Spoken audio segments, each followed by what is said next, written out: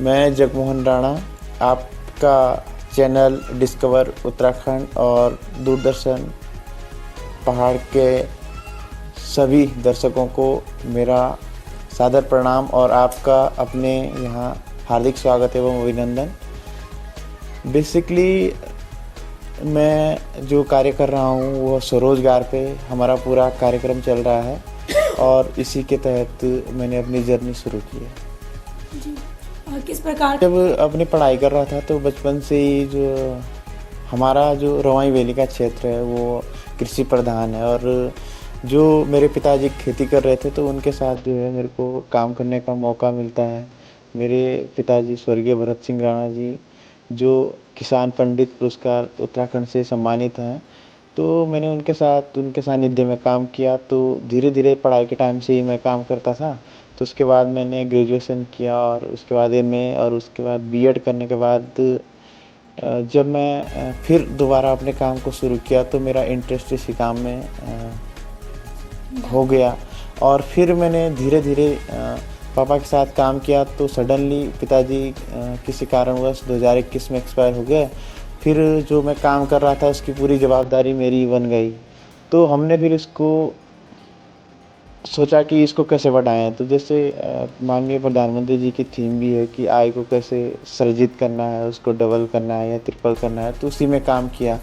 मैं बात करूं तो जब हमने पहली बार 2018 में रूट स्टॉक सेब का बगीचा लगाया था यम9 पे, तो उस टाइम पे जो यम9 प्रजाति थी ये पता नहीं था कि उस पर सेब होते भी हैं या नहीं होते हैं, लेकिन रिस्क लिया और लगाया। तो जिस ज़मीन पे हमारा कभी 3-4 हज़ार रुपये का मंडुआ या गेहूँ होता था, आज हम उसी ज़मीन पर लगभग 1 लाख रुपए की अर्निंग कर रहे हैं। जितनी ज़मीन पर हमने कभी 3-4 हज़ार रुपये का मंडुआ लिया था, तो उस ज़मीन पर 1 लाख रुपए की अर्निंग हो रही है। तो कहने का मतलब ये है कि अगर हमको कुछ अच्छा करना है ज़िंदगी में या हमको कुछ और बेहतर करना है या दूसरे से और बेहतर करना है, तो हमको ट्रैक छोड़ के काम करना पड़ेगा। यानी कि हमारे खेत भी वही हैं, सब कुछ वही है, लेकिन हमने उसके तरीके बदल दिए हैं। तो हमेशा मैं तो ये मानता हूँ कि अगर हम जैसे कहीं 2 गाड़ियाँ चल रही है और उससे आगे जाना है तो हमको ट्रैक छोड़ के आगे जाना पड़ेगा। तो ठीक उसी तरीके से जो है हमने ट्रैक छोड़ा और फिर उसमें जो है हमने हाईटेक करके खेती कर रहे हैं आज। तो उसमें हमको अच्छा खासा मुनाफा भी हो रहा है। जैसे दरअसल हम यहाँ के पहाड़ी उत्पादों पे काम कर रहे हैं। यहाँ के जो भी लोकल प्रोड्यूस हैं, वो चाहे मंडुआ हो, लाल धान हो या झंगोरा हो, इस टाइप के प्रोडक्ट तो हम लोगों से इसको ख़रीदते हैं। तो डायरेक्ट जो मतलब जो बिचौलियाँ आज तक कमाते थे, वो बिचौलियों का पैसा डायरेक्ट जो है किसानों को जाता है।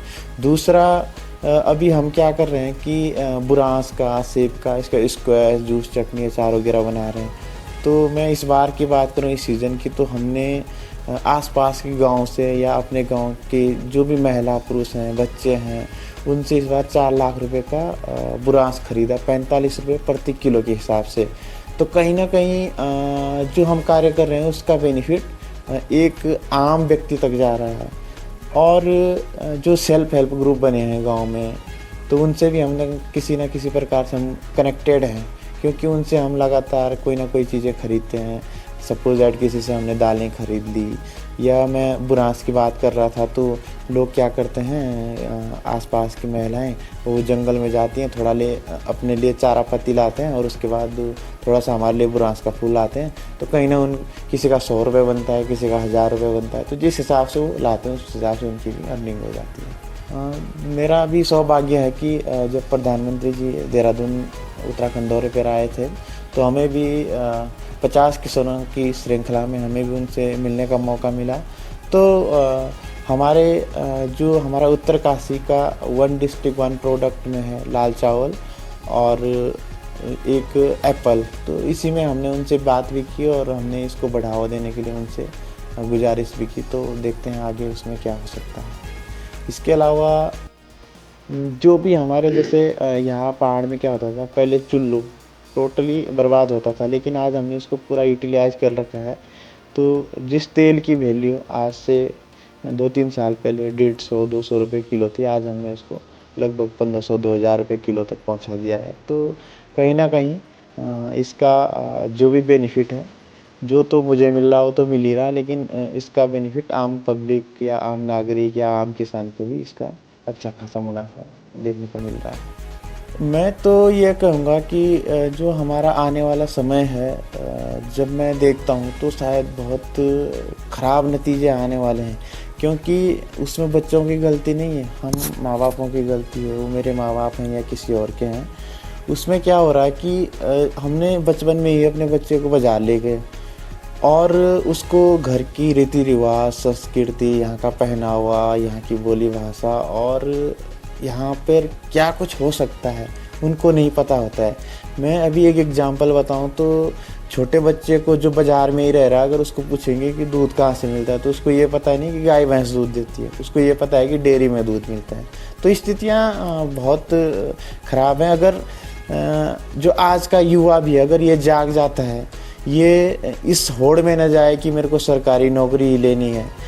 हम सरकारी नौकरी का मतलब हो गया कि हम एक नौकर पैदा कर रहे हैं, हमको नौकर नहीं बल्कि नौकरी देने वाला बनना है। अगर मेरे साथ 2 लोग काम कर रहे हैं तो कम से कम मेरे को संतुष्टि तो है कि मैं 2 लोगों को रोज़गार दे पा रहा हूँ।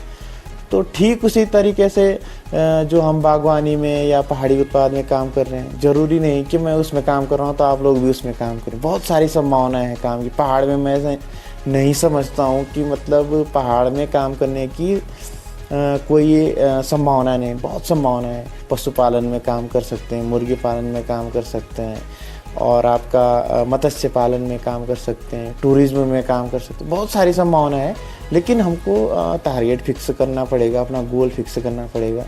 और जहाँ तक जो मेरा फील्ड है उसमें जब भी जिसको भी मेरी ज़रूरत पड़ती है, मेरे को अगर 12 बजे रात भी फ़ोन आता है तो मेरे को खुशी होती है कि कोई व्यक्ति इसलिए फ़ोन कर रहा है मेरे से क्योंकि उस कहीं ना कहीं वो सीखने की लालसा है उसमें और कुछ ना कुछ सीखना चाहता है। तो मैं फ्री ऑफ कॉस्ट ट्रेनिंग वगैरह भी देता हूँ और कभी विभाग की तरफ से भी मेरे को एज ए ट्रेनर कहीं भेजा जाता है तो मैं उसमें भी अपना योगदान देता हूँ। बाकी हमारा जो भी कार्यक्रम है उसमें जो भी फील्ड विजिट करना चाहता है तो मैं उसका कोई चार्ज भी नहीं लेता हूँ। नॉर्मली हम लोगों से जो भी सलाह लेना चाहते हैं तो जितना हमारे अंदर ज्ञान है हम उनको भी देते हैं और उनसे भी कुछ ना कुछ सीखने को मिलता है। वास्तव में मैं जब इस फील्ड में गया तो मेरा उद्देश्य यही था, क्योंकि मैंने जब बीएड किया तो मैंने टीटी क्वालिफाई किया था। मैंने कभी ज़िंदगी में एलटी का फॉर्म नहीं भरा। वो इसलिए नहीं क्योंकि जब मैं पहली बार 2019 की बात है वो, और हर्सिल में एप्पल फेस्टिवल था तो वहाँ पे उस टाइम पे उत्तराखंड के मुख्यमंत्री त्रिवेंद्र रावत जी थे। तो हमने वहाँ पे अपने उत्पादों का प्रदर्शन किया और मेरे को उन श्रेणी में प्रथम पुरस्कार जो है वहाँ पे पहली बार मिला था, तो मुख्यमंत्री जी के हाथों से मिला था। तो मतलब उस टाइम जो खुशी हुई, मैंने कहा कि अगर मैं कल के दिन टीचर भी होता तो लोगों से ये जुड़ाव नहीं होता, और जो हमारे माननीय मुख्यमंत्री हैं या मंत्री लोग हैं या यहाँ तक कि भारत के जो प्रधानमंत्री हैं उनसे भी मिलने का मौका मिला, तो ये तभी संभव हो पाया जब हम इस फील्ड में काम कर रहे हैं। अन्यथा अगर हम सरकारी नौकरी में होते तो कहीं ना कहीं किसी कोने में पड़े हुए रहते। तो सब कुछ पैसा ही नहीं होता है, लेकिन आज जो मान सम्मान और जो सब चीज़ें मुझे मिल रही है उसके पीछे कहीं ना कहीं आम लोगों का हाथ भी है, आम पब्लिक का हाथ है। और मैं अपने आप को भी भाग्यशाली समझता हूँ कि मैं ये काम कर रहा हूँ और कहीं ना कहीं हम लोगों को भी रोज़गार दे पा रहे हैं। वास्तव में मैं समझता हूँ कि पहले मेरी उम्र भी 30 साल के आसपास हो गई है, तो मैंने आज तक भी इस टाइप का अपने क्षेत्र में नहीं देखा, लेकिन अभी पिछले 2-3 महीने से यह देखने को मिल रहा है। तो कहीं ना कहीं लोगों के अंदर आक्रोश भी है कि जो वन विभाग है वो कहीं ना कहीं नीचे से बोले तो चिड़िया घरों से या कहाँ से उनको जो पालतू सुअर हैं, भालू हैं या गुलदार हैं, उनको यहाँ पे जंगलों में छोड़ रहे हैं और इसीलिए वो फिर जंगलों में न रहकर बस्तियों की तरफ आते हैं। तो उससे एक डर का माहौल बना रहता है। और आप तो 7 बजे की बात करें, गांव में ये स्थिति आ रही है कि लोग घर से बाहर आने में डर रहे हैं क्योंकि कभी भी हमला हो सकता है। तो सरकार को या वन विभाग को इसके तरफ कुछ ना कुछ इसका सॉल्यूशन निकालना चाहिए। मैं ये नहीं कहूँगा कि उनको गोलियों से उड़ा दो, लेकिन यह है कि कुछ ना कुछ सॉल्यूशन करके इसका निकाला जाए, ताकि लोगों की जान भी बच सके और अपना काम आसानी से भी हो सके।